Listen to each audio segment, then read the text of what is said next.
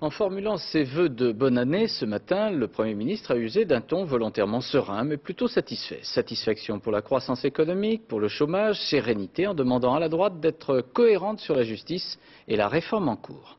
Reportage de Wittenberg et Jacques Caprialian. Rien de plus convenu en apparence qu'une cérémonie de vœux. Mais en période de cohabitation, c'est un peu différent. Chacun doit faire passer son message et toutes les occasions sont bonnes. Alors, à Jacques Chirac, qui affirmait vendredi incarner l'intérêt général, Lionel Jospin a répliqué aujourd'hui « La bonne santé de l'économie, le chômage à son plus bas niveau depuis 7 ans, c'est le bilan de son gouvernement et rien d'autre ». Le Premier ministre est donc satisfait. D'ailleurs, il reparle de deuxième étape et dresse en quelque sorte la feuille de route pour l'an 2000. D'abord les retraites, le système va être réformé même si le principe de répartition sera maintenu. Ensuite, la fiscalité. La baisse des impôts directs est au programme, elle sera étalée sur 2 ans.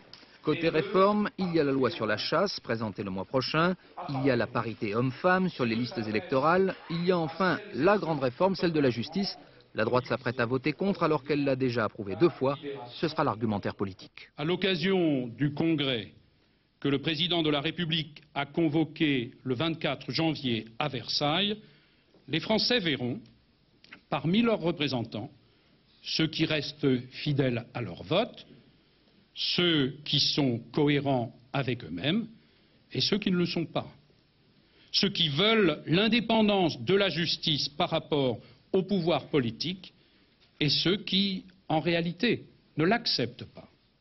Une promesse et une échéance sont revenus ce matin dans le discours du Premier ministre, la perspective du plein emploi pour la prochaine décennie. 10 ans, c'est-à-dire la fin de la législature plus la durée d'un septennat à l'Élysée.